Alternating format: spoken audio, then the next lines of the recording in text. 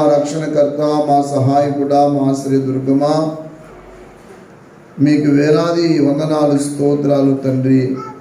మరో పర్యాయం నీ పరిశుద్ధ పాదముల యొద్దకు వచ్చి నీ మాటను మేము ధ్యానం చేయడానికి మాకు ఇచ్చిన కృపను బట్టి స్తోత్రం. చదువుకున్న లేఖన భాగం మీదునైనా వాక్యం మీది, మీరే వాక్యము. దేవోక్తి లేని జనులు కట్టులేక తిరుగుతారన్నారు. వాక్యమే లేకపోతే ప్రభువా మేము ఎప్పుడో కట్టు తప్పి తిరుగుదాం. వాక్యమే లేకపోతే మా జీవితాల్లో మా ఇష్టానుసారంగా బ్రతుకుదాము. వాక్యమే లేకపోతే మా బ్రతుకుల్లో ఏనాడు కూడా తండ్రి మీకు ప్రతికూలంగానే బ్రతుకుదాం. తండ్రి దయ చూపించిన దాన్ని బట్టి వందనాలు. మీ హస్తాన్ని జాచి నీ కృపలో కనికరించి మీ కృపా సంపత్తిని బట్టి మమ్మల్ని జ్ఞాపకం చేసుకుని ఆకర్షించుకున్నావయ్యా. లేఖనాల్లో ఉన్న లోతైన విషయాలు మాకైతే తెలియవు. మీ మనసును మేము కలిగి మీ వాక్యాన్ని, మీ స్వరాన్ని వినడానికి సహాయం దయచేయండి.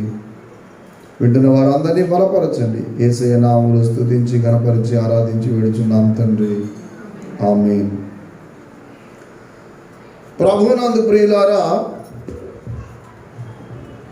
లూకాసు వార్త 18వ అధ్యాయములో ఒక 3-4 విషయాలు ఆ మొదటి 8 వచనాల్లో మనం చూస్తూ ఉంటాం. వారు విసుగగా నిత్యము ప్రార్థన చేయుచుండవలెను. ఒక వ్యక్తి యొక్క జీవితములో, ఒక కుటుంబ జీవితములో ప్రధానమైన భాగం ఏంటి అని అంటే, అనేక విషయాల్లో ప్రార్థన అనేది ఒక ముఖ్యం. ప్రార్థనే లేకపోతే ఏ ఒక్క వ్యక్తి కానీ, ఏ కుటుంబము కానీ వర్ధిల్లటం కష్టము, సాధ్యం కాని విషయం. మనం ఎంత గొప్పోళ్ళమైనా, ఎంత సామాన్యులమైనా, మనం ఎంత చదువుకున్నా ఏమున్నా కానీ ప్రభు సన్నిధిలో మోకరించి ప్రార్థించటము, మోకాళ్ళు ప్రార్థన లేదా ప్రార్థన అలవాటు అనేది మనకు చాలా ముఖ్యం. అది బాల్యము నుండి కూడా మనం నేర్చుకోవాలి, నేర్పించాలి. ప్రార్థన ఎన్ని రకాలుగా చేయాలో ఉంది, ఎప్పుడు చేయాలో ఉంది, ఎలా చేయాలో కూడా ఉంది, ఎందుకు చేయాలో కూడా ఉంది, ప్రార్థన ఎలా ఉపయోగపడుతుందో కూడా ఉంది. అందుకే ఒక వ్యక్తి యొక్క జీవితంలో జీవం కలిగి ముందుకు వెళ్ళాలనుకుంటే ప్రార్థన చాలా ముఖ్యం. ఎంత ప్రార్థన చేస్తామో అంత మంచిది. దానికి ఒక ఉపమానం ప్రభువు చెప్పారు. విసుకక నిత్యము ప్రార్థన చేయుచుండవని అనుటకు ఆయన వారితో ఒక ఉపమానం చెప్పారట. అంటే ఎలాగా ప్రార్థన చేయాలి, విసుక్కోకూడదు. ఇంకెంత ప్రార్థన చేస్తాడు బాబు, నిన్నే ప్రార్థన పెట్టారు, మళ్ళీ ఇవాళ ప్రార్థన ఏంటి, నిన్నే అలసిపోయి ఉన్నాం మళ్ళీ ప్రార్థన ఏంటి, పొద్దునే కదా ప్రార్థన చేసాం మళ్ళా కుటుంబ ప్రార్థన ఏంటి, మళ్ళా ఇదేంటి అన్నట్టు ఎప్పుడు ఉండకూడదట. మీకు ఒక విషయం గుర్తు చేస్తా. మనకు నచ్చిన వస్తువు ఏదన్నా తినేది ఉందనుకోండి, మాట్లాడుతుంది అంటాం. నచ్చిన మనుషులు ఉన్నారనుకోండి, అస్తమానం వాళ్ళతో ఎక్కువ సమయం గడపడానికి ఇష్టపడతాం.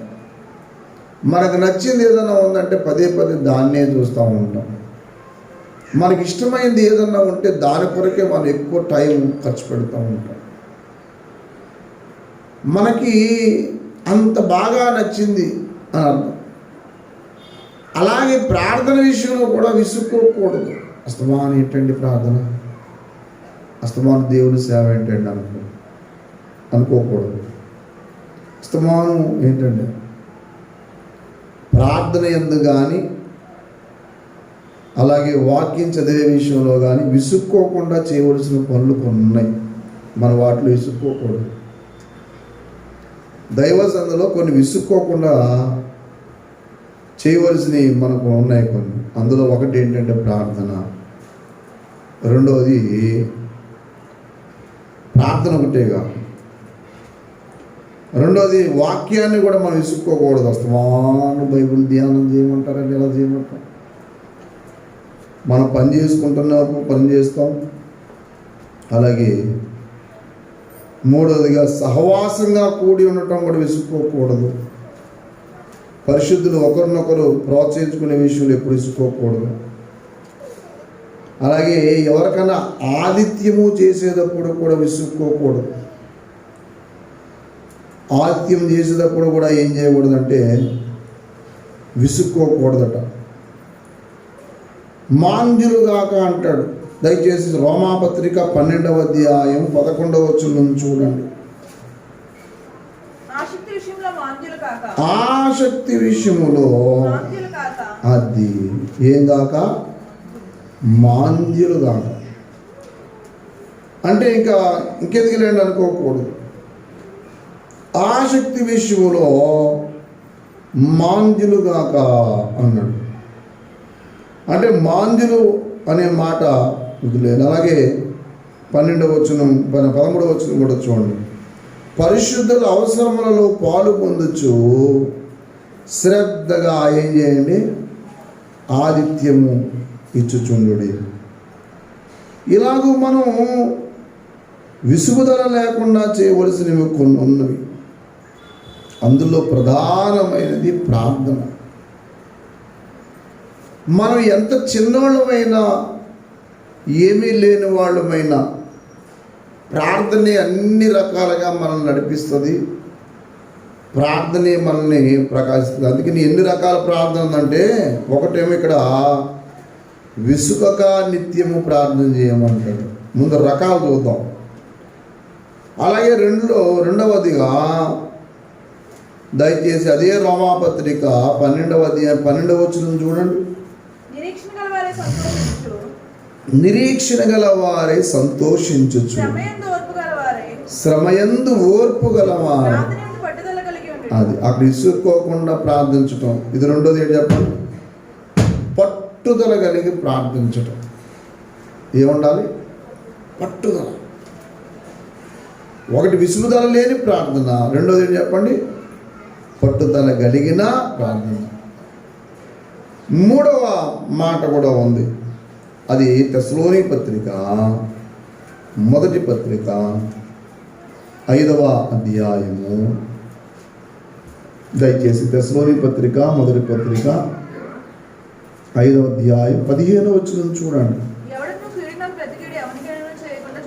ఎవడును కీడుకు ప్రతి కీడు ఎవరికైనాను చేయకుండా చూచుకున్నది. మీరు ఒకని ఎడల ఒకడును మనుషులందరి ఎడలను ఎల్లప్పుడూ మేలైన దానిని అనుసరించి నడుచుకొనుడి. ఎల్లప్పుడూ సంతోషంగా ఉండండి. ఎడతెగక ఏం చేయండి? ఎడతెగని ప్రార్థన. ముందు ప్రార్థన చెప్పండి, విసుకక ప్రార్థన. రెండవది ఏంటి చెప్పండి? ఎడతెగని ప్రార్థన.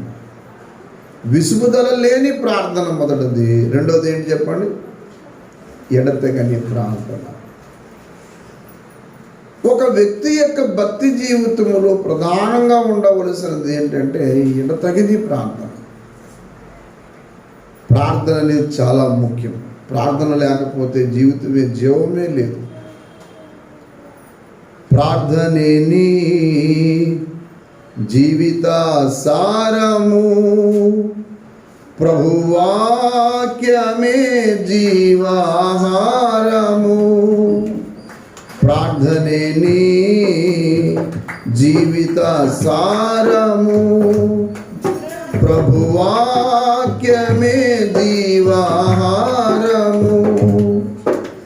ఫలింతు చిగురింతు చిరకాలము క్రీస్తులు నీ ఉండిన. ఫలింతు చిగురింతు చిరకాలము క్రీస్తులు నీ ఉండినా. సాగుమా క్రీస్తులో సాక్షిగా ఆగకని జీవిత యాత్రలో ఆగకని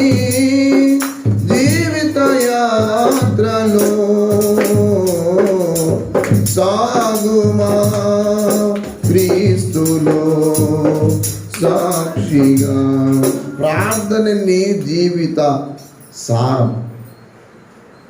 భక్తులలో అగ్రగణ్యుడు దైవజనులు భగత్ సింగ్ అయ్య గారు ప్రార్థన ద్వారానే అన్నీ సాధించాడు. ఆయనలో 3-4 లేదంటే మాటలు చెప్పాలంటే అపోస్తల కార్యములు 2:42 ఆయన బేసికల్ వర్డ్. అపోస్తల కార్యములు 2:42 ఆయన బేసిక్ అన్నమాట. అందులో 4 విషయాలు ఉంటాయి. 4 పిల్లర్లు అన్నమాట. ఆయన 4 పిల్లర్లు అన్నారు. ఆయన ఏంటి ఆ 4 పిల్లర్లు చెప్పండి. మారు మనసు పొంది బాప్తీసం తీసుకున్న వాళ్ళు ఎదగవలసిన 4 ప్రధాన విషయాలు చెప్పాడు.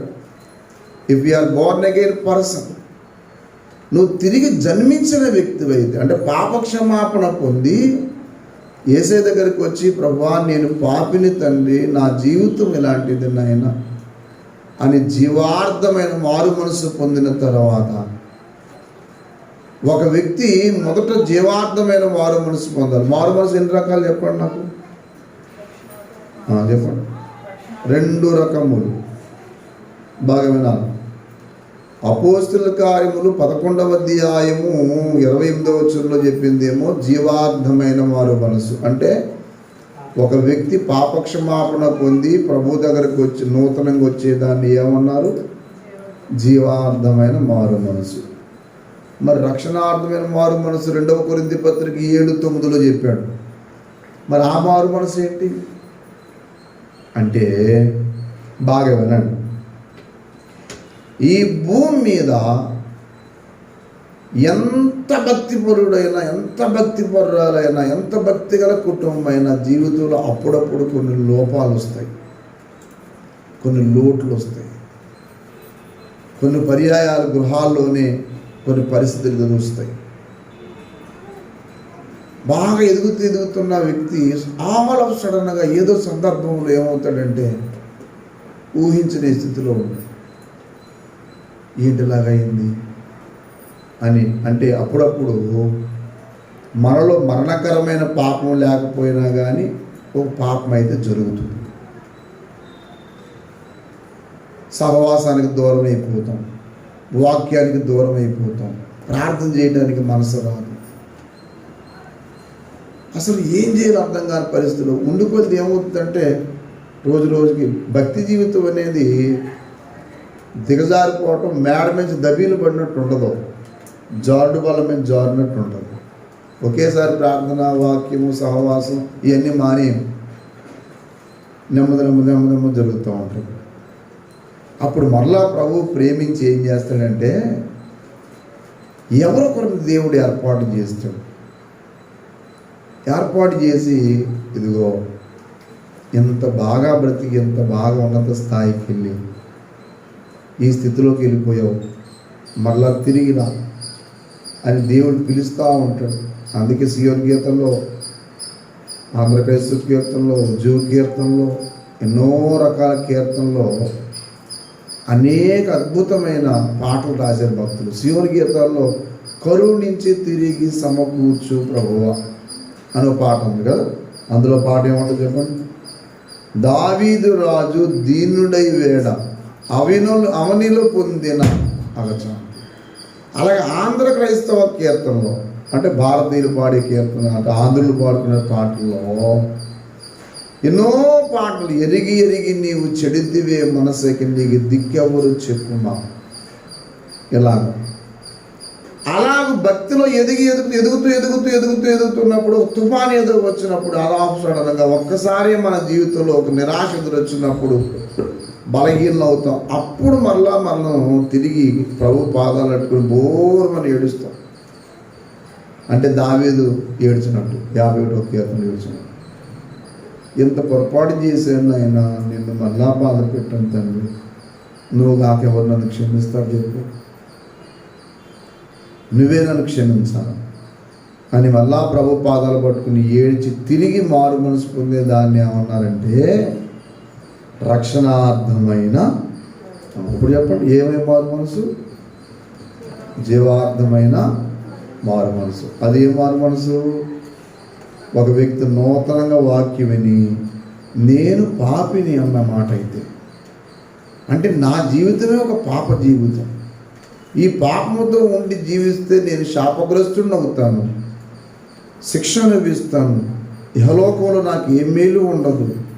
అంతేకాదు పరలోకానికి కూడా వెళ్ళడానికి, దేవుని దగ్గరికి వెళ్ళడానికి నాకు ఆస్కారం లేదు అని తాను దేవుని దగ్గరకు నూతనంగా వచ్చిన వ్యక్తి పశ్చాత్తాపడి దేవుని దగ్గర తన పాత జీవితం అంతా ఒప్పుకొని, అంతవరకు తాను తెలిసిన విషయాలు, తెలియక చేసిన విషయాలను, తెలిసి చేసిన విషయాలను ఒప్పుకొని బాప్తీసం పొందేదాన్నేమో జీవార్థమైన మారు మనసు.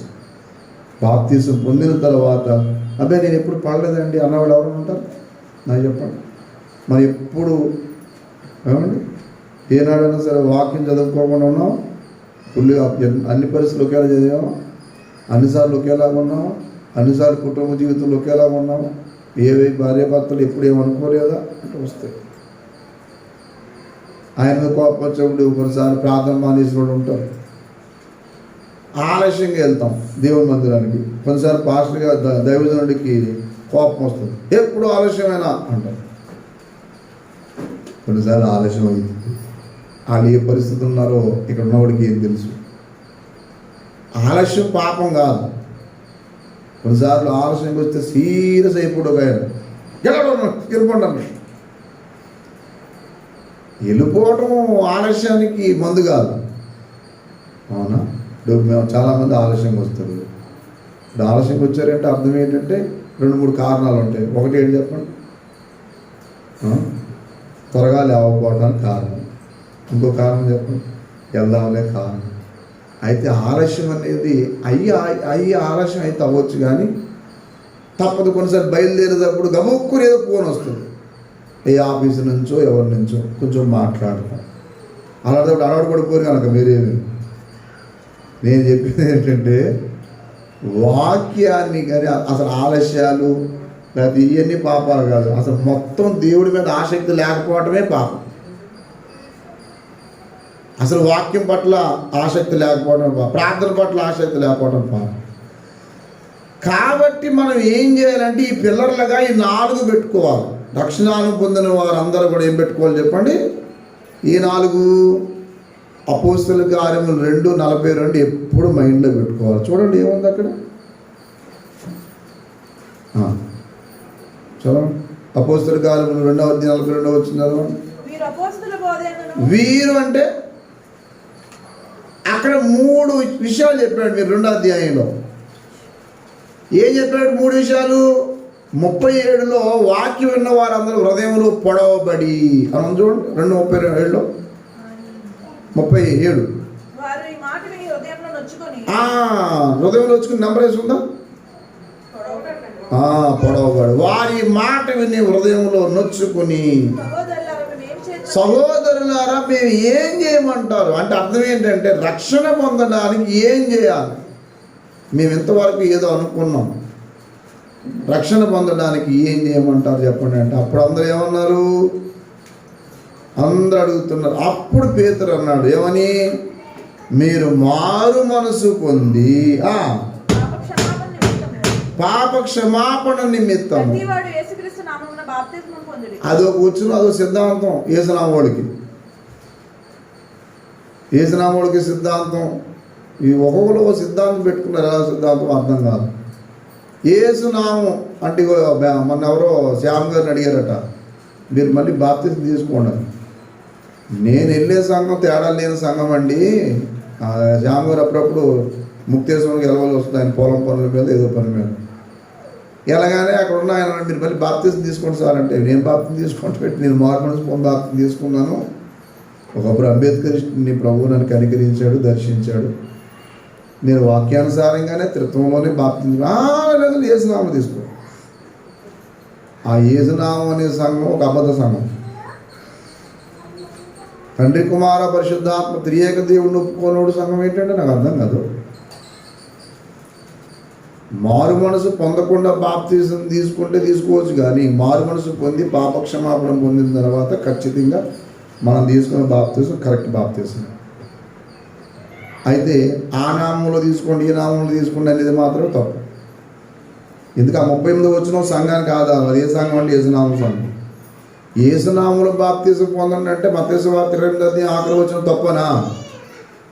అది తప్పంటాడు. కాబట్టి మారు మనసు పొంది బాప్తిసం పొందటం మొదటి విషయం. నెక్స్ట్ చదవండి 40 వచ్చింది. సాక్ష్యం ఇచ్చి ఇది రెండో విషయం. మొదటిది ఏం చెప్పండి? మారు మనసు పొందాలి తప్పదు. మారు మనసు అంటే ఏంటి? అది వరకు సినిమాలంటే ఇంట్రెస్ట్ అండి, తర్వాత ఒక మోసం అంటే ఇంట్రెస్ట్, ఆసక్తి, ప్రార్థన చేయకపోవటం నీకు ఆసక్తి, వాక్యం చదవకపోవటం ఆసక్తి, అది చదవు, లేనిపోని అనేది చూస్తావు. ఒక చెడ్డ స్నేహితులు అంటే ఆసక్తి, ఒక చెడిపోయిన వ్యక్తి అంటే ఆసక్తి, అంటే అతనితో గడుపుతావు. మారు మనసు అంటే అలాగెళ్ళే వ్యక్తి ఇలా తిరగటం మారు మనసు. అంటే పాపం వైపు ముఖం పెట్టి నడుస్తున్న వ్యక్తి యేసయ్య వైపు ముఖం పెట్టుకుని తిరిగి వచ్చి నేను పాపిని తండ్రి నన్ను క్షమించు అని అడిగి చేసిన ప్రతి పాపం మనుషుల దగ్గర ఒప్పుకున్నా ఒప్పుకోకపోయినా ప్రభువు దగ్గర ఒప్పుకోవాలి. దేవుని దగ్గర ఒప్పుకొని అలా ఒప్పుకుంటున్నప్పుడు మనకు ఆటోమేటిక్ కన్నీళ్ళు వస్తాయి.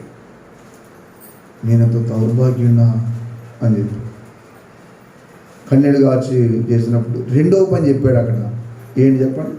మూర్ఖులకు ఈ తరం వారికి ప్రత్యేకత అనేది ముఖ్యం. ప్రత్యేకత ఉండాలి. చాలామంది పాపం ఎందుకు చేస్తారు తెలుసా మీకు? మారు మనసు పొందుతారు, బాప్తిసం తీసుకుంటారు, దేవుడు అంటే ఆశ, కానీ పాత వదిలిపెట్టడం. పాత వదిలిపెట్టడం అంటే అర్థం ఏంటంటే దైవజనుడు డిఎల్ మూడి ఒక మాట చెప్పాడు, don't keep life chick under dead hands అన్నాడు.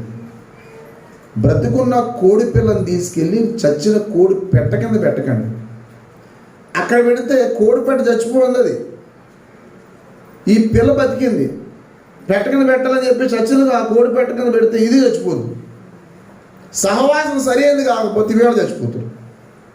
డెన్నీ కొంతమందికి ఒక మంచి మాట చెప్పాడు, మంచి నిర్మమాటగా, నువ్వు భక్తులు ఎదగాలంటే అవి వదిలేసుకో, అవి పాత సంఘాలు వదిలేదు వచ్చాయి, అప్పుడు నువ్వు బాగుపడతావు. సంఘాన్ని ఎంచుకునేటప్పుడు కూడా చాలా జాగ్రత్త ఎంచుకోవాలి. రాత్రి నా ఫ్రెండ్ హైదరాబాద్ నుంచి ఫోన్ చేశాడు,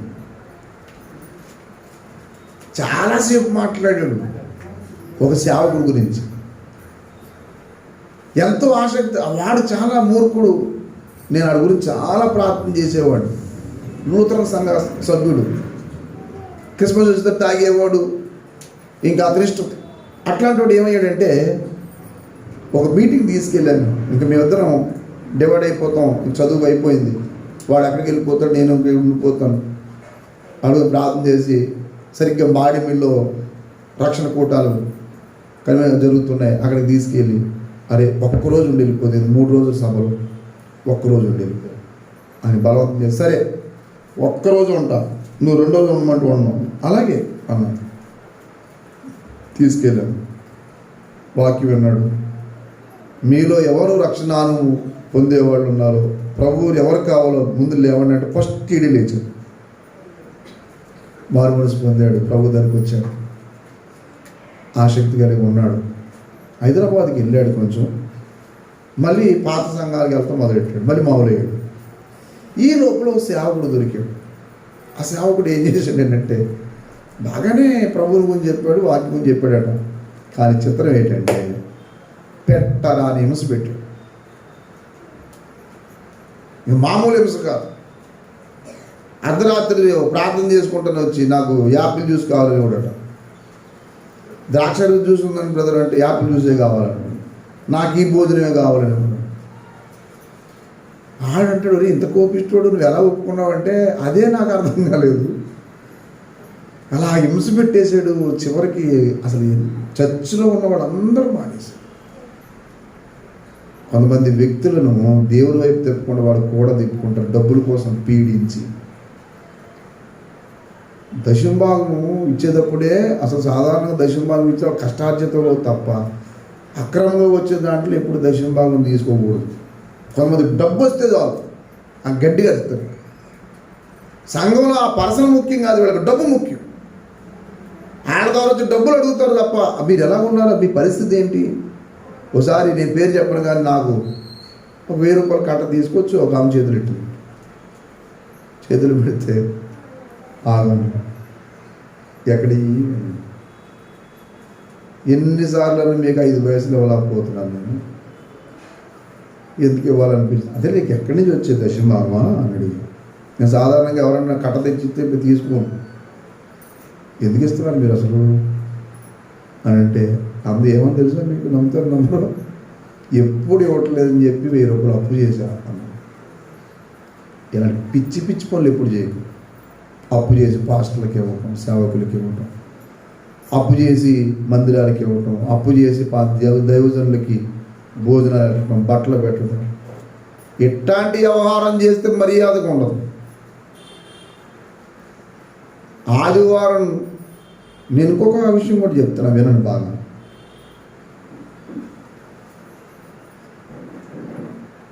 ఇప్పుడు నిన్న వచ్చాం, మనకు తోచింది ఏదో దేవుని యొక్క సేవ కోసం వేసాం, మళ్ళీ ఇవాళ వచ్చాము, ఇప్పుడు డబ్బులు లేవు, మరి ఏం చేయాలి నాకు చెప్పాలి మీరు. మన దగ్గర డబ్బులు లేవండి, ఇప్పుడు కానుకేటకి వేరు ఏం చేయాలి చెప్పంటే, పక్క వాళ్ళ అప్పు తీసుకోవాలా, కానుకే తెయ్యాలా, ఈ చదివే నేర్చుకోవద్దు. వేయడానికి డబ్బులు అయితే లేవు. నేను ఒకళ్ళు అడిగాను, మందిరానికి ఎంత రావాలి మీరు అని అడిగితే, సంద అయితే డబ్బులు లేవు, పిచ్చిపోయిన ఆలోచనలు. నిన్ను కారుకి ఎవడు ఏమన్నాడు, లేవు. కార్కేటకి మందిరానికి వెళ్ళటం ఏంటి, సహవాసం కోసం మందిరానికి వెళ్ళాలి, డబ్బులు లేవు, అసలు ఇయ్యద్దు. లేనప్పుడు అప్పు చేసి కానుకలు వేయటం, లేవు సందాపం, కానుక పెట్టి దగ్గరికి వెళ్ళకండి, లేవు. దేవుడికి తెలుసు ఇవ్వాలనే ఆశ ఉండదు కాబట్టి లేనప్పుడు ఎందుకు. అది మనకు ముఖ్యం కాదు. ముందు నీకు సహవాసం ముఖ్యం, రక్షణానుభవం ముఖ్యం, దేవుని బిడ్డల సన్నిధి ముఖ్యం. డబ్బులు లేవు మానేసి ఇంట్లో కూర్చుంటే ఆశీర్వాదం వస్తుంది. ఏమన్నా నీ ఆవరణలో ఒక దినము గడుపుట వేదన కంటే ముఖ్యం అన్నాడా, డబ్బులు అట్టుకెళ్తే ముఖ్యం అన్నాడా? కొంతమందికి భక్తి నేర్చుకోవటం ఎలా నేర్చుకుంటారంటే, ఎప్పుడు డబ్బులు ఇవ్వటం, డబ్బు డబ్బు డబ్బు, ఇంకా ప్రసంగం చేస్తే డబ్బు, ఇంకా అన్నీ ఈ మధ్యకాలంలో ఏంటయ్యి ఐఆర్ కూడా ఏంటది టీవీలోనే పెడుతున్నారు. ఇక్కడ మీరు ఎలా క్లిక్ చేయండి ఏమవుతుంది, మరి ప్రభు శరీరం ఎవరు వస్తారు, ఆదివారం టీవీలో వస్తావా, ఇంక ఇలా మొదలు ఇంక డబ్బులు ఇచ్చేదిగా, మరి వాళ్ళ దగ్గరికి ఎప్పుడు వెళ్తావు చెప్పు. భక్తి వ్యవహారంలో ఎప్పుడు కూడా ఈ వ్యవహారం ఎప్పుడు నేర్చుకోకూడదు. దేవా నేను నీతో సహవాసం చేయాలి ముఖ్యము, నాకు దేవుని మందిరం ముఖ్యం, ప్రభు సన్నిధి బిడ్డలకు సహవాసం ముఖ్యం అని మానేసి ఇంట్లో కూర్చుంటే ఆశీర్వాదం లేదా, దేవుని ఎదగలేము. ఎప్పుడు ఆ మాట పెట్టుకోకండి, నాకు నా సహవాసం ముఖ్యం అండి, నాకేమీ ముఖ్యం కాదు అనే తత్వంలో వెళ్ళాలి తప్ప ఇట్లాంటి ఆలోచన పెట్టుకుంటే ఎదగలేము. అయితే ఒకటి మాత్రం ముఖ్యం, ఏడు చెప్పండి, మారు మనసు పొంది మూర్ఖులకు ఈ తరం వారికి ఏం చేయాలి, అంతే. ప్రత్యేకత అనేది ఉండాలి. ఇక్కడ 2 విషయాలు మీరు బాగా గుర్తుపెట్టుకోండి. ఇక్కడ మీరు తప్పులో కోలేస్తారు. ప్రత్యేకత ఉండాలని చెప్పి బంధువులతో కూడా మాట్లాడటం మానేస్తారు. ఇదొక పిచ్చి పని.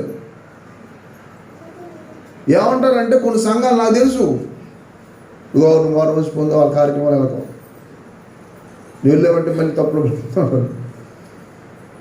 మీరు భక్తిలో ఉన్న ఎదిగి ఫలించి అభివృద్ధి చెందాలి, ఒకరు రక్షించాలనుకుంటే బంధువులతో కటాప్ అయిపోవటం అనేది భక్తి కాదు. తెలుసా మీకు? ఇట్లాంటి వ్యవహారం పెట్టుకోకూడదు. 2 వచనాలు కూడా బైబిల్లో ఉంది. మీరు 2 కొరింథీ 6:14 నుంచి 17 వరకు చదివి ఆగిపోకండి. 2 కొరింథీ 6:14 ఏముంది చూడండి.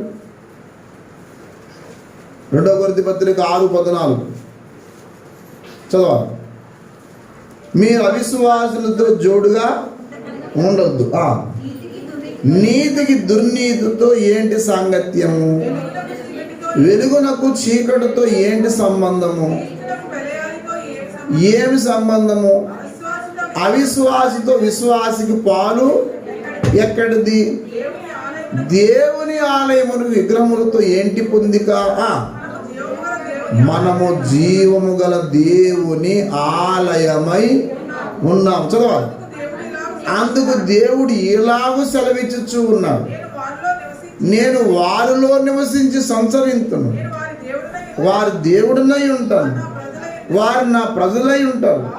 కావున మీరు వారి మధ్యలో నుండి బయలు వెళ్ళి ఎలా ఉండండి? ప్రత్యేకంగా ఉండండి. ఇప్పుడు నాకు చెప్పాలా, అందరూ వదిలేయాలా వద్దా? మీరు సరిగ్గా చదవాలి బైబుల్. అందరూ వదిలేయాలి వద్దా? అది ఎలా అంటుందా? నీకేమర్థమైంది? వదిలేదా? అక్కడ ఎవరు వదిలేదో చెప్పాడు. అవిశ్వాసులతో జోడుగా. జోడుగా అంటే అర్థం ఏంటంటే జోడు. మన కాళ్ళకేసి వాటిని ఏమంటాం? జోళ్ళు. జోళ్ళు అంటే ఏంటి అర్థం? జతని. జోడు అంటే ఏంటి చెప్పండి? జోడుగా ఉండొద్దంటే అర్థం ఏంటంటే వాళ్ళతో కలిసి తిరగొద్దని. కలిసి తిరగొద్దంటే అర్థం ఏంటంటే మాట్లాడొద్దని కాదు. అక్కడ వాళ్ళు చేసే పనులన్నింటికీ వారు చేసే వాటన్నిటికీ ఏకీవించకండి. ఈ చదువు సరిగ్గా చదవండి. అదే క్షణంలో 1 కొరింథీ పత్రిక 5:9 కూడా మైండ్లో పెట్టుకోవాలి. ఇప్పుడు 1 కొరింథీ పత్రిక 5:9 చూడండి ఏముందో. అంటే ఏదో పత్రికలు రాశాడంట. ఏ పత్రికలు రాశాడో మనకు లేదు, తెలియదు. అది జారులతో సాంగత్యము చెయ్యొద్దని నేను ఏమాత్రం నేను నా పత్రికలు రాసి ఉంటుంది. అయితే ఈ లోకపు జారులతోనైనను, లోభులతోనైనను, దోచుకుని వారితోనైనను, విగ్రహ ఆరాధికులతోనైనను ఏ మాత్రమును సాంగత్యము చెయ్యవద్దని కాదు. ముందుకు వచ్చాను. అలాగైతే మీరు లోకములో నుండి వెళ్ళిపోవలసి. ఎలాగైతే మీరు వచ్చిన చదువు ఏం చెప్పండి? అదేంటో. మీరు అవిశ్వాసులతో జోడుగా ఉండొద్దు. ఉండొద్దు అంటూ ఎవరన్నా చెప్పండి. ఎవరెవరితో ఉండొద్దు అన్నాడు? నేను చెప్పేది ఈ లోకపు, మళ్ళీ చూడండి, జారులతో, లోపులతో, దోచుకున్న వారితో, విగ్రహారాధకులతో ఏమాత్రము అంటే అర్థం ఏంటి?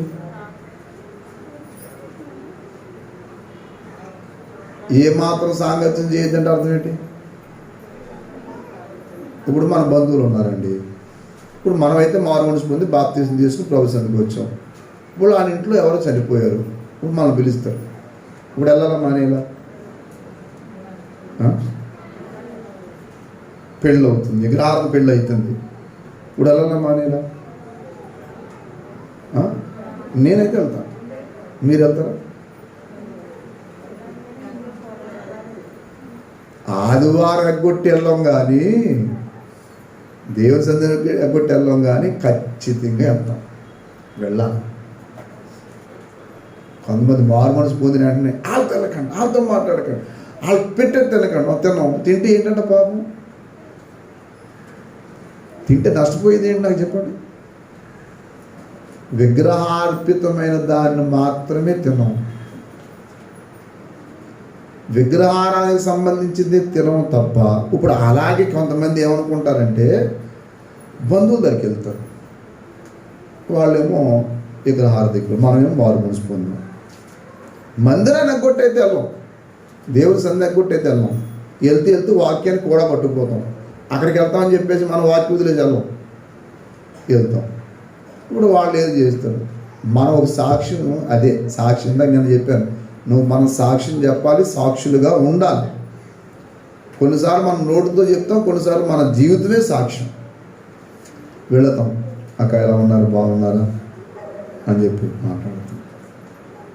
వాళ్ళు పెట్టింది అన్నీ తింటామండి. ఇంకో సంగతి తెలిసిన మీకు, మన సంగతి వాళ్ళకి నిజంగా తెలిస్తే విగ్రహారం దగ్గర పెట్టింది ఒకటి పెట్టరాడు, ఇది నీకు వద్దులేదు, నేను సెపరేట్గా నీకోసం ఉన్నాను.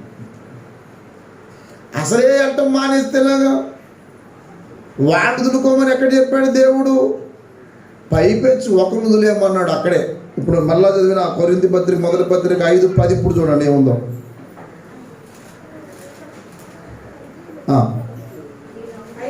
అయితే ఈ లోకపు జారులతోనైనను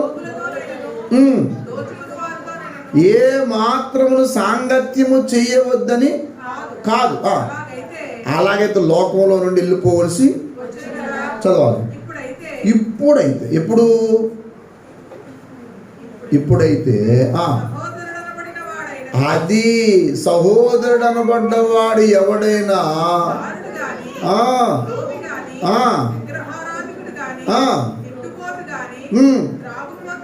అయ్యున్న ఎడల చేయకూడదు, అసలు భోజనం కూడా చేయొద్దు వాళ్ళకి. ఎవరితో అంటే ఎవరు? సిస్టర్ ప్రైజ్లాడు అన్నారు అనుకోండి, సిస్టర్ ముఖం అంతా పొల్లగా పెట్టుకుని ఎవరితో మాట్లాడకుండా చేస్తాం, అందరితో గొడవ పెట్టుకోండి, ఇంట్లో మనశ్శాంతి ఉంచదు. అలాంటి వాళ్ళతో నీతో నాకు సంబంధం ఏ మరతలు ఉంటే సావాసమే కానీ పద్ధతి మాల వాళ్ళతో మాట్లాడుద్ది అన్నాడు. నేనుగా చెప్పింది అక్కడ. లోబి అందరితో ఖర్చు పెట్టిస్తాడు కానీ ఇతను మాత్రం 5 వయసులు తీయదు. మళ్ళీ ప్రేమ ప్రేమ ప్రేమ అంటాడు. ఏం ప్రేమ ఇంకేం ఉండదు. కొన్నిసార్లు ఏళ్ళే ఎవరికి ఉపయోగపడరు. కొంతమందికి తీసుకోవటం తెలుసు తప్ప ఏం తెలియదు చెప్పండి, ఇవ్వడం. ఎప్పుడు కూడా తీసుకోవటం ఒకటి నేర్చుకోవద్దు. ఏక నువ్వేం వండుకోవద్దు. నేను అందుకే 100 సార్లు చెప్తాను మీకు, ఇంట్లో ఏం వండుకోలేదు. నేను ఎవడు వండుకోమన్నాడు? ఇక్కడ ఉంది కదా ఇల్లు, ఇక్కడ వచ్చి వండుకో. ఇంట్లో ఏమీ లేదండి, ఏం వండుకోలేదండి. మనం వండుకోవటం బద్ధకం.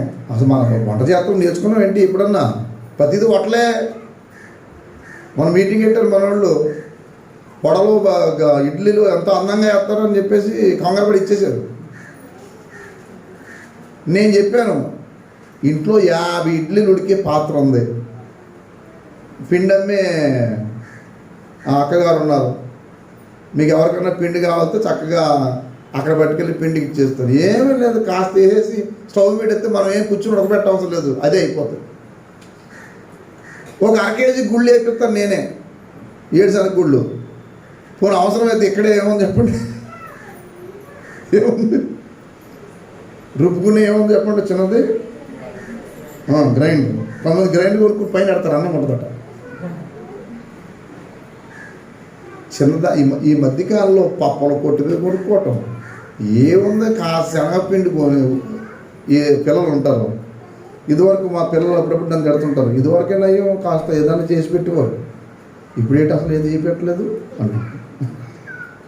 నా ఖాళీ ఎక్కడ ఉంది? ఏదైనా తినాలనుకున్నాను అనుకోండి, ఏం చేసుకోండి అంటే గోధుమ పిండి కావ కలిపి అందులో కాస్త కారం ఉప్పు వేసి చపాతీలా చేసి చాకు ఇచ్చుకుని ఇలా కోసి నూనెలో వేసేసుకోండి, అయిపోయింది అంతే తిండి.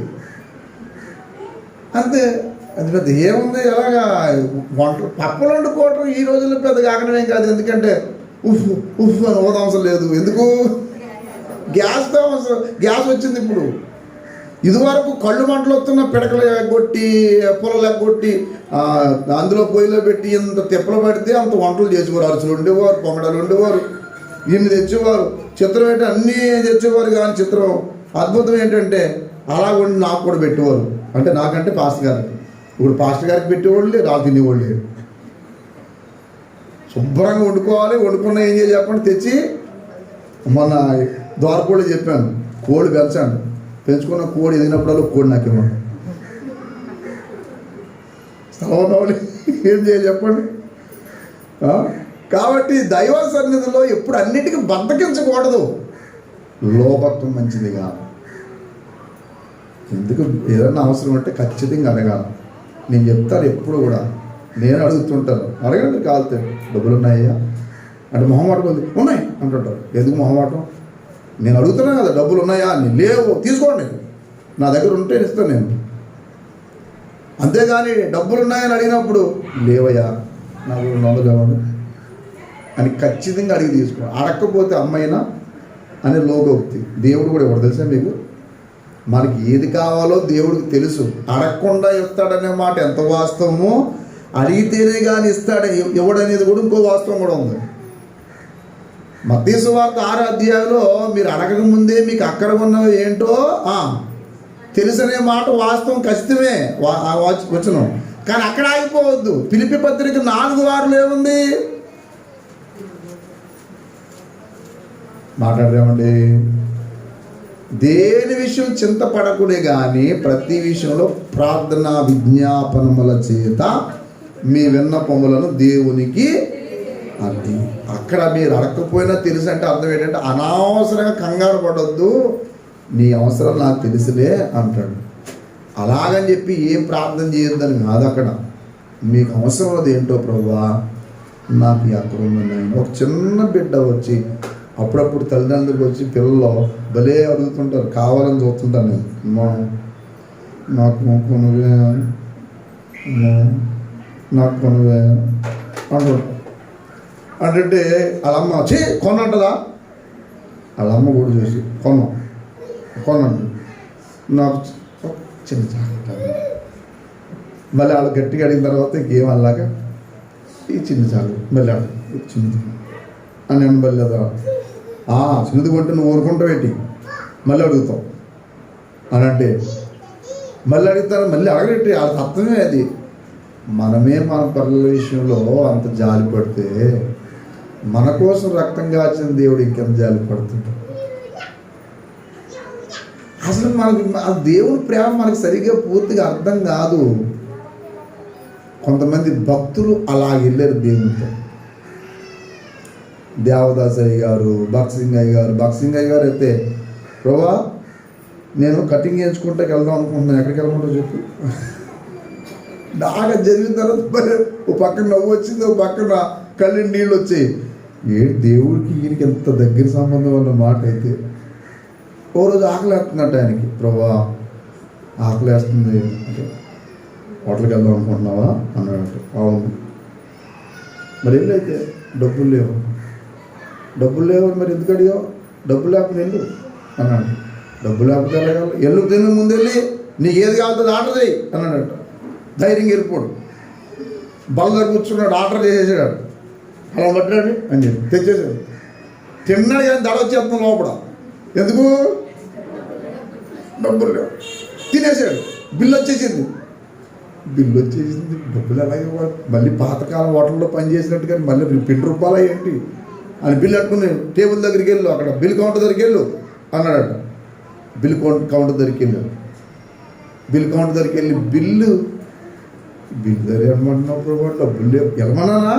తిన్నావు కదా, ఇంకేమైనా కావాలి తిని, ఇంకేం కావాలి, ఇట్లకే డబ్బులు లేవయ్యే అని బిల్లు పట్టుకుని ఇలా టేబుల్ దగ్గరికి వెళ్ళి ఎలా ఇవ్వబోతున్నాడంట.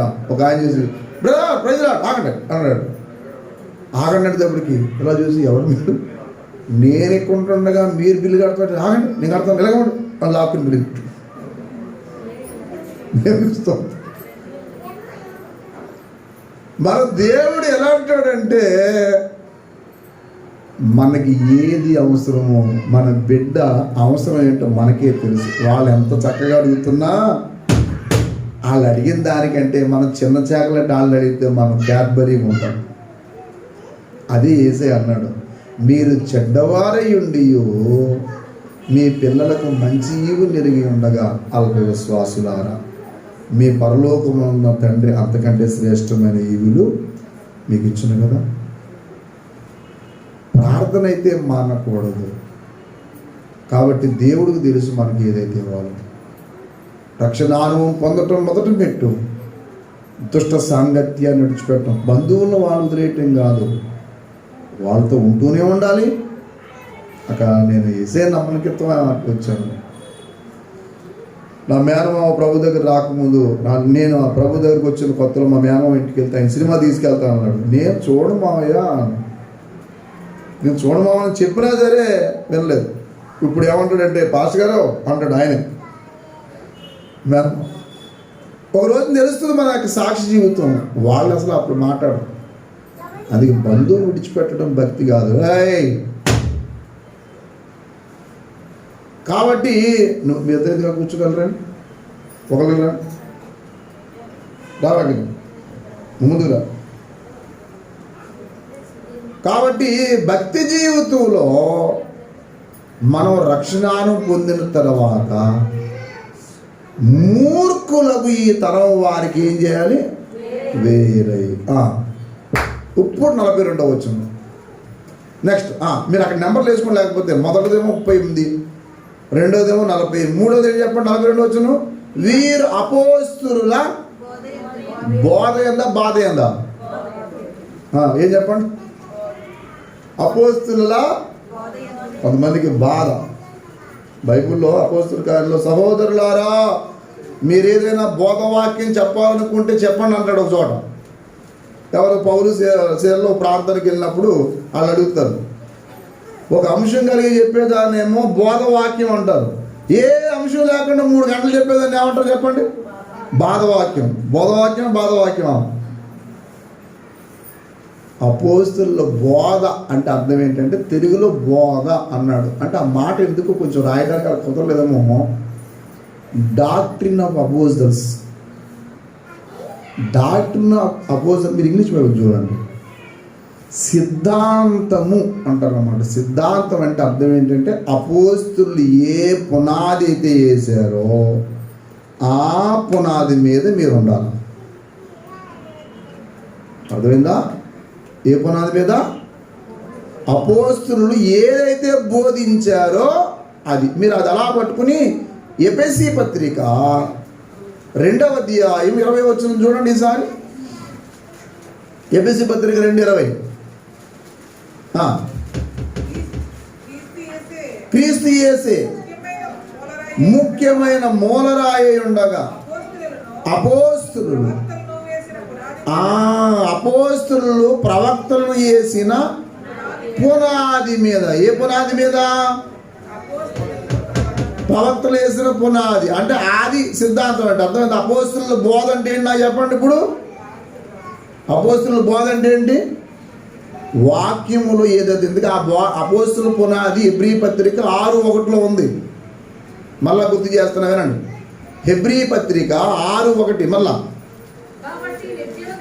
కాబట్టి నిర్జీవ క్రియలను విడచి మారు మనసు పొందుట దేవుని యందలి విశ్వాసం. బాప్తిజములా బాప్తిజములు అంటే ఎన్ని? అది అందుకే మాటికి మీకు ఆ పునాది సిద్ధాంతాలు బోధించాలి. అక్కడ ఉన్న మాట ఏంటి? బాప్తిజం అని ఉందా? బాప్తిజములు అని ఉందా? బాప్తిజములు అంటే ఏంటి? ఏకవచనం బహువచనమా? అంటే అర్థం ఏంటి? ఒకటి కంటే అంటే అర్థం ఏంటి? నిర్జీవ క్రియలు వదిలేయాలి అంటే నిన్ను పాడు చేసే క్రియలు వదిలేయాలి. నేను ఇంకా తాగుతాను, ఇంకా సిగరెట్లు కాలుస్తాను, ఇంకా నేను ఇవన్నీ చేస్తాను అంటే నువ్వు చచ్చిపోతావు, భక్తిలో ఎదగవు. దేవుని దగ్గరికి వచ్చి కూడా నేను ఇంకా సోమరుగా ఉంటాను, నేను తెల్లవారుజాము లేవనంటే నాకు అలవాట్లేదు, తలపోటు వచ్చేస్తుంది, నేను తట్టుకోలేను, కళ్ళని గుంటలాడిపోతాయి, ఇవన్నీ కుదరదు. ప్రభు దగ్గరికి వచ్చిన తర్వాత కొన్ని మార్చుకోవాల్సింది తప్పదు. కొన్ని నేను ఇలా చేస్తానంటే వదిలే నిర్జీవ క్రియలు విడిచి మారు మనసు పొందుట దేవుని యందు విశ్వాసము బాప్తిస్మములు అంటే ఒకటి నీటి బాప్తిజము, రెండోది పరిశుద్ధాత్మ బాప్తిజము, మూడోది 5 హస్త నిక్షేపణము, మృతుల పునరుత్థానము, అది అను పునాది అంటే ఒకసారి ఇయ్యాలిగా అను పునాది. అందుకే బలమైన పునాది అని చెప్పి దైవజనులు భగత్ సింగ్ గారు కూడా పుస్తకం రాశారు. అలాగే ఎంతోమంది చెప్పారు. అపోస్తులు మీరు బైబిలే మీకు ఆధారం అంతా. కాబట్టి ఇది అపోస్తుల బోధ. ఇప్పుడు చెప్పండి, ఎందుకు అపోస్తుల బోధ అంటే ఏంటి? హెబ్రీ పత్రిక 6:1 అందులో 6 రాళ్ళు. 7వ రాయి ఏంటి మరి? మొదటి కొరింథీ పత్రిక 3:10 మొదటి కొరింథీ పత్రిక 3:10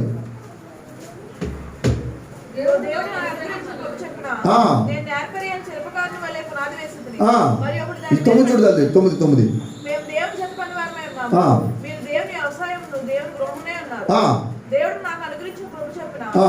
నేను నేర్పరియని శిల్పకారుని వలె పునాది వేసితిని. మరి ఒకడు దాని మీద కట్టుచున్నాడు. ఆ. ప్రతివాడు దాని మీద ఎలా అక్కడ మాట్లాడుతూ చూడండి, క్రీస్తు యేసే ముఖ్యమైన మూలరాయి అయి ఉండగా, లేదా వేయబడినది తప్ప మరి ఒక పునాది. ఓ సారీ, ఎఫెసీ పత్రికలో ఉందన్నమాట. క్రీస్తు యేసే ముఖ్యమైన మూలరాయి అయి ఉండగా, అపోస్తులు పునాది వేసిన, అపోస్తులు ప్రవక్తలు వేసిన, అర్థమైందా? ఏనండి ఇప్పుడు ఎప్పుడైతే అపోస్తుల బోధ తర్వాత మళ్ళీ అపోస్తుల గారు 2:42 అపోస్తుల బోధ, సహవాసము, రొట్టె విరుచుట, అంటే ఏముండాలి? ఏముండాలి చెప్పండి? ఒక వ్యక్తి యొక్క భక్తి జీవితంలో ఈ 4 ప్రధానము. అన్నిటికంటే ముఖ్యంగా అక్కడ మాట చెప్పి ప్రార్థన. ఇప్పుడు ఇంతకు మన ధ్యానమే అది. ఏది? లోకాసు వార్త 18:1 స్టార్ట్ చేసాం. ఏమని? వారు విసుకక నిత్యము ఏం చేయాలి? మొదటి ప్రార్థన ఏంటి చెప్పండి? విసుగుదల లేని ప్రార్థన. మొదటి దశలోని పత్రిక 5:15 ఏంటి చెప్పండి? పట్టుదల కలిగిన ప్రార్థన. రోమపత్రిక 12:12 ఏంటి చెప్పండి? చెప్పండి. మీరు ఎంత మెలుగుకుంటున్నారంటే కావాలని చెప్పే ఆ మాట చెప్పాను. రోమాపత్రిక 12:12లో పట్టుదల కలిగిన ప్రార్థన. మొదటి దశలోని పత్రిక 5:15 ఏంటి చెప్పండి? ఎడతెగని ప్రార్థన. చెప్పాలి. ప్రార్థనలో ఏముండాలి చెప్పండి? మనకి విసుగుదల ఉండకూడదు. రెండోది పట్టుదల పోకూడదు. మూడోది ఎడతెక్కకూడదు. ఏంటండి ఉదయం కుటుంబ ప్రార్థన, సాయంకాలం కుటుంబ ప్రార్థన అంటారు అంటే ఉండాలి. ఫ్యామిలీ ప్రేయర్ అనేది చాలా ముఖ్యం. పిల్లలకి మనకు ఉండాలి. కాబట్టి కుటుంబ ప్రార్థన ముఖ్యము. ప్రార్థన లేకపోతే చచ్చిపోయినట్టే. అందుకే మీరు ఎంత భక్తి చేసినా ప్రార్థనా జీవితం అనేది ఉండాలి. ప్రార్థనలో ఎంత ఉంటుంది మంచిది. ఇంకో ప్రార్థన ఉంది, చూడండి దయచేసి. ఆ ప్రార్థన ఏంటంటే పేతురు రాసిన పత్రిక, మొదటి పత్రిక 4వ అధ్యాయం 7వ వచనం చూడండి. పేతురు రాసిన మొదటి పత్రిక 4:7.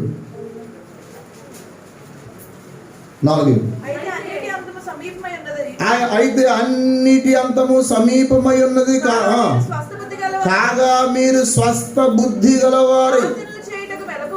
అవును, ఎందుకు స్వస్థ బుద్ధి అంటే ఏంటి నాకు చెప్పండి? స్వస్థ బుద్ధి అంటే ఏంటి చెప్పండి? అయ్య బాబోయ్, ఇంత అమాయకంగా ఉన్నారేమండి. మెలకు బుద్ధి అండి. Be alert.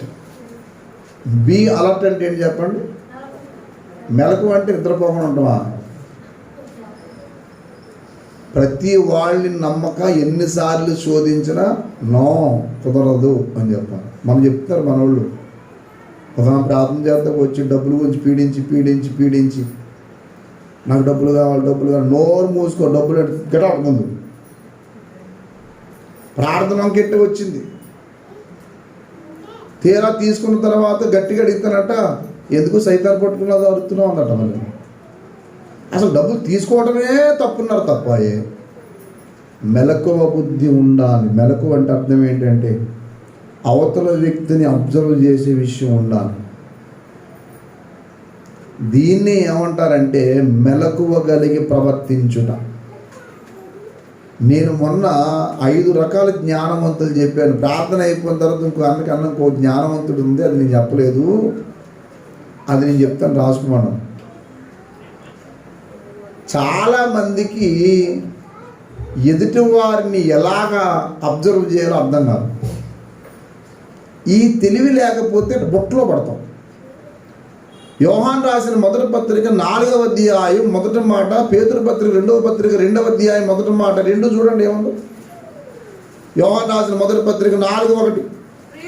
ప్రియులారా, అనేకులైన అబద్ధ ప్రవక్తలు లోకములోనికి బయలు వెళ్ళి ఉన్నారు కనుక ప్రతి ఆత్మను అంటే ప్రతి వ్యక్తిని నమ్మక ఆయా ఆత్మలు దేవుని సంబంధమైనవి కావో పరీక్షించాలి. పరీక్షించే బాధ్యత ఎవరిది? మందే. అది ఎలా వస్తుంది? ప్రార్థనలు వస్తాయి. ఎవరిని పడితే వాళ్ళని సేవకులు అనుకోవటం అంత అవివేకం కూడా ఉండదు. 2వ పత్రిక పేతురు పత్రిక 2:1 చూడండి.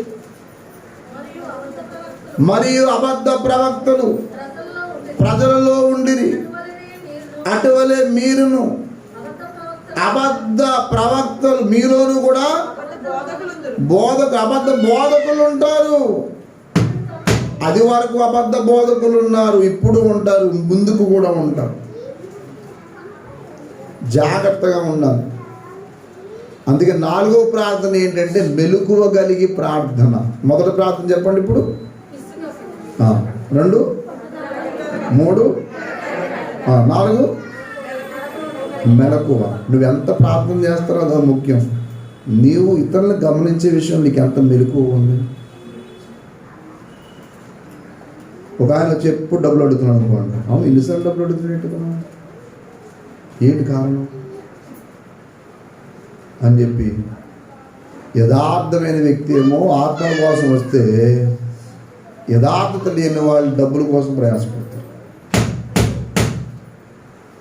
వ్యక్తి ముఖ్యం కానీ డబ్బు ముఖ్యం కాదు. డబ్బు కోసం ప్రయాసపడుతున్నాడంటే వాళ్ళు జాగ్రత్తగా ఉండాలి. అందుకే డబ్బు అనే దాని మీద కానీ భక్తిలో కొన్ని వాటిలో కొంత అపనమ్మకత్వం ఉంటుంది. కొంతమందికి సంఘంలో కొన్నిసార్లు ఉంటారు, వాళ్ళు ఏం చేస్తారంటే కనబడ్డ చోటాల్లో అప్పులు చేస్తారు. ఎప్పుడు అప్పులు. ఇదివరకు ఒకరు వచ్చారు మా దగ్గరికి.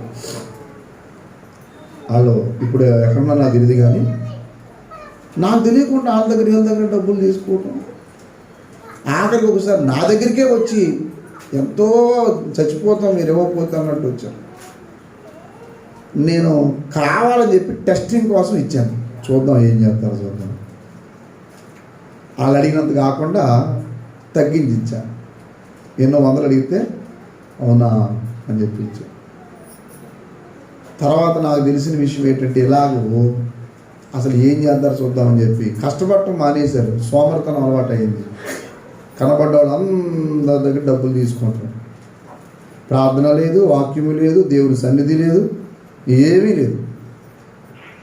అప్పుడు నేను అడిగాను, ఎవరు నేర్పారు మీకు ఈ భక్తి అని అడిగాను. అది మన దగ్గర రక్షింపడ్డవాళ్ళు కాదు, మన సహవాసం సంబంధించి లేదా క్రమము తెలిసిన వాళ్ళు కాదు, అదేమి కాదు, అసలు ఏమీ లేదు. ఎక్కడో ఏదో ఉద్రేకంతో నమ్మునట్టుకున్నారు. మారు మనసు లేదు, ఏమీ లేదు. అప్పుడు చెప్పాను, చూడండి మీరు అర్జెంటుగా ప్రభువునందు క్షమాపణ అడగండి. బిలాము ప్రవక్తే, అన్య ప్రవక్త, కానీ అతడేమో డబ్బు కోసం ప్రయాసపడాడు. ఎలీషా కూడా ప్రవక్తే. ఎలీషా ఒక వ్యక్తి యొక్క స్వస్థత కోసం ప్రయాసపడ్డాడు. అందుకే మెలకువ అనేది చాలా ముఖ్యం మనకి. ఏమన్నా చెప్పండి, మెలకువ.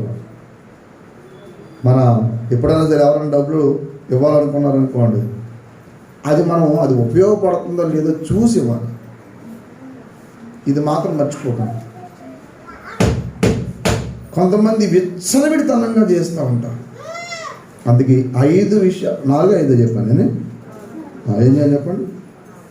1 ప్రార్థనలు ఏమనకూడదు. అరే బైబిల్ చదవరా నాయన అన్నాను అనుకోండి, ఏంటమ్మా ఇందాక చదివాను, ఇంకోసేపు సెలవులు చూసుకుంటాను అని సెల తిరగకూడదు. నువ్వు లేఖనాన్ని బాగా ధ్యానించు. ఇంగ్లీషు బైబిల్ చదివితే ఇంగ్లీషు, తెలుగు బైబిల్ చదివితే తెలుగు బాగా చదివితే ప్రతి వచనం అర్థమవుతుంది, దేవుడు నేర్పిస్తాడు. అలాగే 2వదిగా ప్రార్థనలో టైం దొరికితే చాలు. బిల్లిగ్రామ్ గారు ప్రతి 10 నిమిషాలు 15 నిమిషాలకు ఒకసారి ఆయన ఏం చేశాడో రాసుకునేవాడట. బైబిల్ అంతా బాగా తిరిగేసి చదివి వ్యక్తి. అందుకే దివారాత్రము దాన్ని ధ్యానించేవాడు. చేసి చూడండి ఏం జరుగుతుందో. వాక్యాన్ని బాగా ధ్యానించి చూడండి. బాగా ప్రార్థనలో ఉన్నాడు. మీ ఉద్యోగం అయిన తర్వాత ఒక టైం స్పెండ్ చేయండి. నేను టీవీ చూడొద్దు, సెల్ చూడొద్దు అంటలేదు నేను. చూడండి ఎందుకు చూస్తున్నారో, ఏ కారణం చేత చూస్తున్నారో చూడండి. టీవీ చూడండి, వార్తలు చదవకుండా ఉండకండి, వార్తలు చూడండి, శ్రేష్టమైన చూడండి. మెలకు లేకపోతే అదే క్షణంలో ఏముండాలి, ఏమన్నా చెప్పండి, మన ప్రార్థన టయాన్ని కూడా ఎవరికి ఇచ్చే టైం వాళ్ళకి ఇవ్వండి. భార్యకి ఇచ్చే టైం భార్యకి, పిల్లకి ఇచ్చే టైం పిల్లలకి, భర్తకి ఇచ్చే టైం భర్తకు, సహవాసులకి ఇచ్చే టైం సహవాసులకి. దేని టైం దానికి ఇవ్వాలి. ప్రతి వారికి వారి వారి రుణములు తీర్చుడు అన్నాడా లేదా? ప్రతి వారికి వారి వారి రుణములు తీర్చండి అన్నాడా లేదా? మహాపత్రులు అన్నాడండి. కాబట్టి ఎవరికి ఇచ్చే టైం వాళ్ళకి ఇవ్వండి. అన్నిటికంటే ముఖ్యంగా ప్రార్థన చేయండి. దేవునికి స్తోత్రం. ప్రార్థన నువ్వు మెలకు వచ్చినప్పుడు అలా చేయండి. మోషే ప్రార్థించగా మన్నాను కురిపించితివి. మోషే ప్రార్థించగా మన్నాను, యెహోషువ ప్రార్థించగా చంద్రుల నాపితివి. యెహోషువ ప్రార్థించగా చంద్రుల నాపి. యెహోవా నీ నామము ఎంతో బలమైనది, ఎంతో ఎంతో బలమై. సరసాలలో వేసిన సంకెళ్ళు బిగించిన, సరసాలలో వేసిన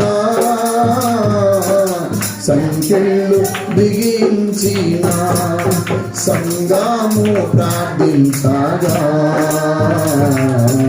సంకెళ్ళు విడిపోయెను.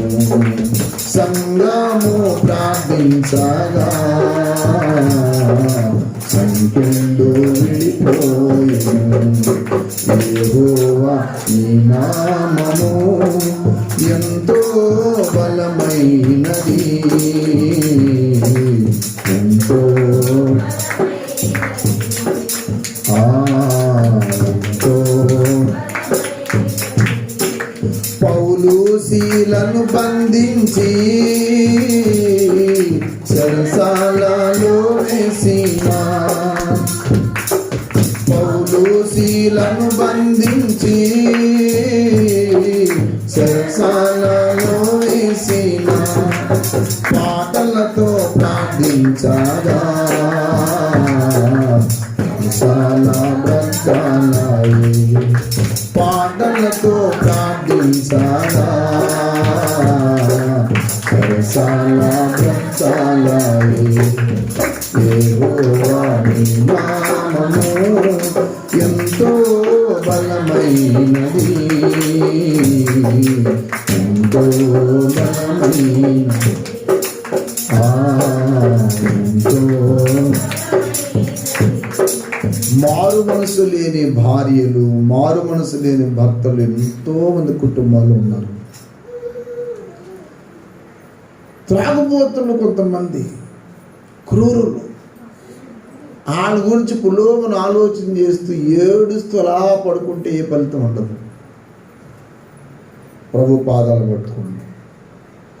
ఎందుకు వాళ్ళు మారరు? ఏ కారణము చేత వాళ్ళు మారు? తండ్రి దయచేసి కనికరించాలి అని అడగండి. 2 జవాబుల్లో ఏదో జవాబు వస్తుంది.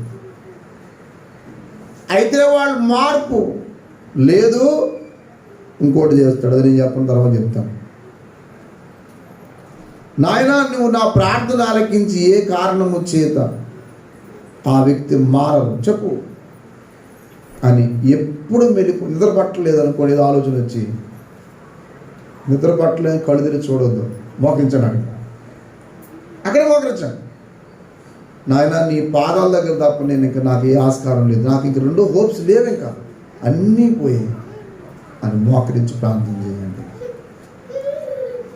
నేను మరి ఎవరైనా, మీరైనా, నేనైనా ప్రార్థనే అన్నిటికీ, అన్ని సమస్యలకు పరిష్కారం. మీరు ఇంకోటి చేయొద్దు, ప్రార్థన చేయండి, దేవుడే అన్నీ చేస్తాడు. ఎలా చేస్తాడు అని అనొద్దు.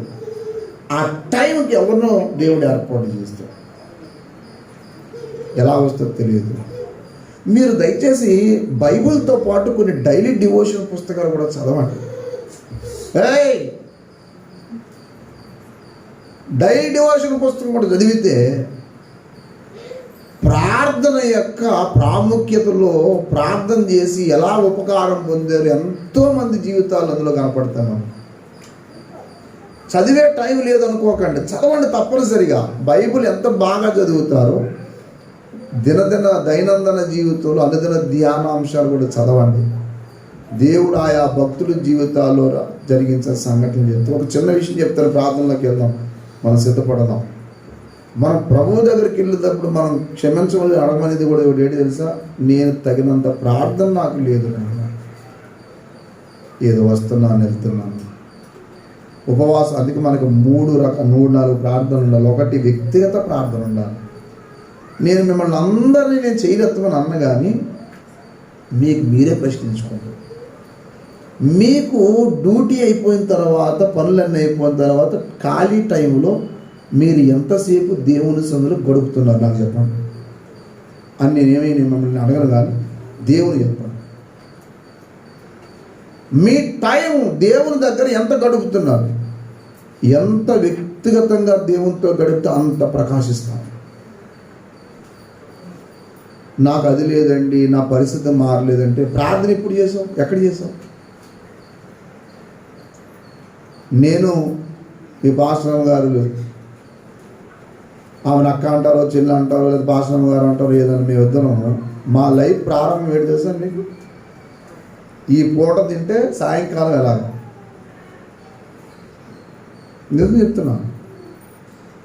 సాయంకాలం మా పరిస్థితి ఎవరు అంటే ఆ సాయంకాలం ఎవరు వచ్చేవారు. అప్పుడు నేను సేవకు రాలేదు, సేవకు వచ్చి అనుకున్నారేమో మీరు. ఏదో పని చేసేవాడు, చిన్న పనులు. 160 రూపాయలు తాటేకి లద్ది.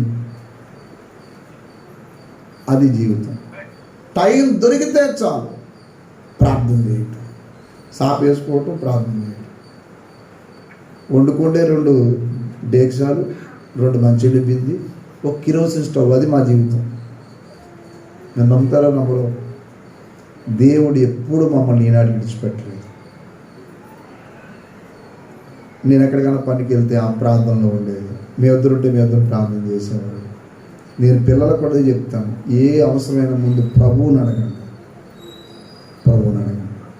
అమ్మ నాన్న కొనే స్తోమత ఉంది, వాళ్ళని అడగటం కాదు.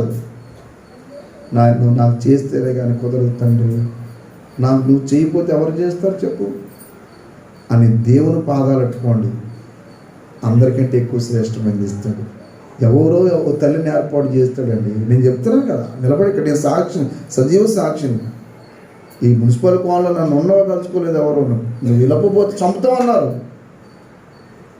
వెళ్ళకపోతే నీ పని అయిపోద్ది అనుకున్నావురా, ఏంట్రా నువ్వు ఇక్కడ ఉంటానంటావు అన్నారు. నేను చెప్తున్నాను, ఎవరు ఉన్నారు నేను చెప్పను. కానీ ఎన్ని రకాల హింస పెట్టాలండి రకాల. అప్పుడు కూడా ఏం చేశాను తెలుసా? ఎక్కడ ప్రార్థన చేసుకుని అర్థంగా గోదావరి గట్టు దగ్గరికి ఇలా చెట్టు కింద కూర్చుని బైబిల్ పెట్టుకుని ఏడుస్తూ ప్రార్థన చేసిన రోజు. అందుకే ఆ లోకాసు వార్త ఇంటికి వెళ్ళిన తర్వాత మళ్ళీ 18వ అధ్యాయం మళ్ళా చదవండి మీరు. ఆ ఎదవరాల గురించి ఎందుకు ఎదవరాలనే మాట ఎందుకు ఎత్తాడనంటే, ఏ సహాయం లేనిదని, ఏ ఆధారం లేనిది అని. ఏ ఆధారం లేనిది ఆ న్యాయస్థుడు న్యాయాధిపతి దగ్గరికి వచ్చి దివారాత్రం పోరాడినప్పుడు ఆమె న్యాయం తీర్చిన న్యాయాధిపతి అన్యాయం ఉన్న వ్యక్తి న్యాయం తీర్చేవాడు కదా. మరి అంతకంటే ఎక్కువగా తన దేవరాత్రం మొరపెట్టేవాడికి న్యాయం తీర్చడం, త్వరగా న్యాయం తీర్చడం అంటాడు. దేవునికి స్తోత్రం. కాబట్టి ప్రార్థనలో ప్రతి చిన్న విషయంలో ఎదుగుదాం. పరిశుద్ధాత్మ దేవుడు ఆ కృపాభాగ్యం మనందరికీ దయచేయండి దాకా. మోకరించండి, ప్రార్థన చేద్దాం. ప్రభు సరే సిద్ధపడదాం. వ్యక్తిగతంగా